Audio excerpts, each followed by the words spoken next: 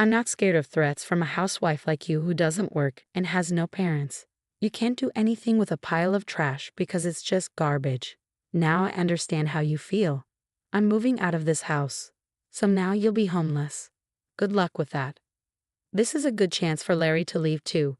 Let's team up to clean up the mess and get rid of the trash. They went to Larry's room and told him to pack up and leave. I was planning to leave on my own, but I didn't expect Larry to get kicked out too. My name is Lauren. I'm 29 years old and I'm a housewife. I recently married a man named David, who's 33 years old, 4 years older than me. At first, I thought he was mature and calm like an older man, especially because he often talked about his mother. I thought he was a good man who cared about his family. But after we got married, I saw my husband's true personality. On our wedding day, my mother-in-law was really kind to me, and I thought we would have a happy marriage. After we got married, my husband suggested we live with his mom because his dad had passed away a few years before. He said he wanted to take care of his mom. I trusted my mother-in-law, so I agreed to move in with her. But everything changed as soon as we got married. They started telling me things like, "Hurry up, Lauren, bring me tea, and clean the bathroom and toilet quickly." My mother-in-law would yell at me and give me orders like that. Maybe she wanted to scare me, or maybe it was because of her age. She'd call me loudly and make me do all sorts of chores. The biggest surprise was discovering I had a roommate no one had told me about. One morning, I was shocked to find a man I didn't know in the kitchen. I stood there wondering who he was. He noticed me and said, "I'm Larry, David's younger brother." He introduced himself. I had no idea David had a brother, let alone one who lived with us. Larry is 30 years old, the same age as me. I went to my mother-in-law and asked her to introduce me to my brother-in-law. She replied, "Oh, you mean Larry? Don't worry about him. He's like a reclusive ghost." I was taken aback. How could she dismiss her own son like that? She called him a ghost and said she was content with just David. She described Larry as a useless hermit who only went out for shopping and otherwise stayed at home. Her words shocked me. I felt let down by my mother-in-law and couldn't believe how much she had changed since our wedding. It was heartbreaking to see her treat her own son unfairly. Being an only child with no siblings, I couldn't relate to having a brother. If my own mother said such things about me or ignored me, I would be devastated. My parents have passed away, and I envy families who are alive and close-knit. I had hoped that at least parents and children could have good relationships. I asked my husband about Larry when he came home from work. I hoped maybe the brothers could get along, but my husband was distant. He said, "Just leave him be, pretend he's not there. He won't bother you." He said it like it didn't matter, as if he had forgotten to mention it. I was disappointed to hear him refer to his own brother as a ghost. My husband seemed disconnected from his family, just tied to his mother. After finishing my chores for the day, I went upstairs, feeling regretful about my marriage. That's when I ran into Larry, who was heading to the bathroom. "You're married to my brother, aren't you?" Larry said to me. "Yeah, what's wrong?" I replied. "I'm sorry, forget I said anything. But I don't say things lightly. You should consider leaving," he said. "What?" I asked, confused. "I'm sorry, but I think you should get a divorce," he said. I felt offended and confused by how my husband and mother-in-law were behaving. I married my husband because I loved him, so it was shocking that Larry would suggest divorce after just one day. "It's none of your business. I can handle it," I told him. "I'm sorry about that. I tend to be blunt." Larry apologized, bowing his head. His apology seemed sincere, but I wasn't sure. Maybe he was trying to be polite or genuinely concerned. While I was thinking about this, Larry excused himself and went to his room.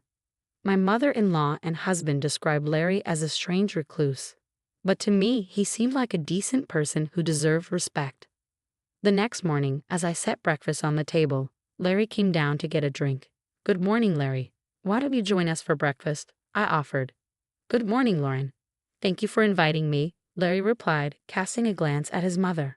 "I'm not eating breakfast with him. Just get the breakfast done," she yelled at me. "It's okay," Larry said quickly and returned to his room. I wanted to apologize for my strong words from yesterday, but I couldn't bring myself to do it. "Hey, all you need to do is the housework. Don't do anything unnecessary, okay?" My mother-in-law gave me a stern glare. I was taken aback by her harsh tone. As the new bride, I hadn't expected to be treated like this. My husband's behavior towards me also changed drastically. What the heck? Curry again today? You should have told me beforehand, he shouted. I already had curry for lunch. Why didn't you call me to say you wanted something else? I stayed quiet. He kept yelling, you're not even apologizing. Who do you think you are? Your job is to do the housework, so make sure you understand that. I was shocked and remained silent. David didn't love me. He just wanted a housekeeper. It's awful. How could he be so cruel? I whispered to myself in disbelief. Their calm voices showed they didn't care about me. They just wanted to make themselves comfortable. They were using me. Seeing them laughing and watching TV in the living room, I quietly went upstairs. As soon as I reached my room, tears started streaming down my face. Then, a gentle hand offered me a handkerchief. I still think you should leave, said a familiar voice. I looked up, and it was Larry. I'm sorry, I'm so sorry, I managed to say between sobs. I wiped my tears quickly. I'm sorry I used your handkerchief. No, I gave it to you because I wanted you to use it, Larry replied kindly. I overheard what my brother and mother said. I knew it. They're the worst, he continued. When I asked Larry what he meant by I knew it, he confided that he had been in a similar situation before. Curious, I pressed for details. Larry explained that David had promised to marry another woman previously, but just like with me, his mother and David's mistreatment had driven her away shortly before the wedding. Hearing Larry's story brought some relief, showing me that my husband and mother-in-law had acted nice only to avoid scaring away the bride before marriage. I felt trapped and hopeless. How could I have trusted them? But I had no other options. As just a housewife, I couldn't get a part-time job, move out, or rent another place. I didn't know what to do except cry. Then Larry suggested, if we keep talking here, it might raise suspicions. Let's meet at a coffee shop next time, if you'd like. He handed me a piece of paper with his contact information and went back to his room. Determined to leave this house, I knew my struggle for survival was just beginning. I told my mother-in-law I was going to the city office and then to the supermarket. She warned me not to leave any chores undone. So I made sure everything was perfect before leaving. She grumbled about not accepting any excuses if I was late for dinner. Pretending to agree, I headed to the coffee shop where Larry and I had arranged to meet. I told Larry that my parents had passed away, so I couldn't rely on them anymore. I had canceled the house I was renting and quit my job. I told him I needed to start all over again. It's tough to move out of the house in this situation, especially with the work that keeps me tied up with my mother-in-law and husband from early in the morning until late at night. Larry then asked me, Lauren, can you draw? Huh? What do you mean? I replied, confused. Oh, I see, so can you? Yes, well, I went to art school before, I said. Really? That's great, he exclaimed. Yes, but how? I asked. Just in time, another manga artist is looking for an assistant. You can do it remotely, Larry said. But I don't have a computer right now, I responded. I'll lend you my computer that I'm not using right now, Larry said kindly. Really? Thank you so much. But why do you have an extra computer? What do you do for a living? I asked curiously. That's nice of you to ask. You don't think I'm just a recluse, did you? No, you speak politely and look well put together, so I don't think that at all. Do you work from home? I replied. Yes, actually, I'm an engineer, Larry said. An engineer? I had no idea. I didn't realize you were a business owner, I exclaimed. Yes, I used to work for a company, but now I have my own business. Running things independently works better for me. We also have web designers on staff. It's a small team, so we handle everything remotely, he explained. I see, that explains why you're always at home. But your mother and David said you're just idle at home. Haven't you told them the truth? I asked. I don't see any benefit in telling those two, Larry replied. Fair enough. But if you're such a capable manager, why don't you leave that house? I wondered. Then, for the first time, Larry shared his thoughts with me. Let's not focus on me. I need to introduce you to the manga artist, he said.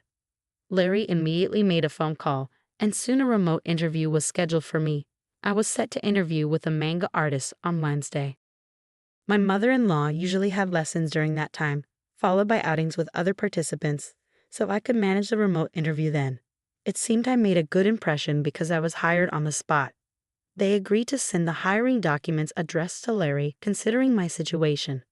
Next, we needed to find a place for me to stay. I have a friend who works at a real estate agency. He can help you find a good deal, Larry said. Who is this guy? He seems to have connections, I remarked. Our search for a new place went smoothly, and we signed a lease for a place that suited my needs. Just when things were starting to fall into place, I had an argument with my husband one day. Hey, where's dinner? My husband woke me up while I was sleeping in our bedroom. He seemed a bit drunk, like he had just come home from drinking. Dinner? It's midnight. Besides, you said you didn't want to eat because you were going out for drinks, I replied. Shut up. The king is home, and you don't even get up to greet him. And now you say you didn't make dinner. You're a useless wife. His words made me really angry. Do you have any idea how hard I've been working with your mother for you? How can you act so superior to me? I shot back. That's because you're my wife. A wife should support her husband, and your job is to take care of the house. If you can't do your chores, don't argue with me. A wife who can't handle the housework is worthless, my husband said, just as I heard the door open. My mother-in-law left in an awkward way. You're just like trash. Larry is also trash, and this place looks like a dump, my husband sneered, with my mother-in-law agreeing. Yes, let's get rid of this oversized trash, he added. What did you just say? So, I asked him directly. He opened a drawer and pulled out a piece of paper. This is what I mean. It's divorce papers. You're no longer useful to me. I'm going to find another wife who can replace you. That's why I'm divorcing you. Get out of my house, you disgrace. You think a wife is just a servant. The best wife is one who acts like a housekeeper. You shouldn't speak like that. One day, you might regret it, I replied calmly. What are you going to do about it? I'm not scared of any threats from a housewife like you, with no job and no parents, he laughed. My husband and mother-in-law joined in. Exactly, you're useless. You can't do anything about it because you're just trash. Well, now I understand how you truly feel. I'm leaving this house. I said that and signed the divorce papers. Then, I left. I packed my things, placing the divorce papers in my bag. My mother-in-law and husband watched with smirks on their faces. Now you're homeless. What are you going to do? It's none of our concern anymore. Good luck, homeless lady. Oh, and as for Larry, it's a good opportunity for him to leave too. Yeah, let's clean house and make this place bigger and more comfortable once he's gone. My husband and mother-in-law were already discussing their plans after kicking us out. Then they went to Larry's room and told him to pack his things and leave. I had already decided to leave, but I hadn't expected them to kick out Larry too. I felt some regret for letting my emotions get the best of me and fighting with my husband. I'm sorry, Larry. This is my fault, I said. No need to apologize, Larry replied. I've realized I can't live with him anymore. Plus, I have other interests. Maybe it's fortunate we had that argument, he smiled.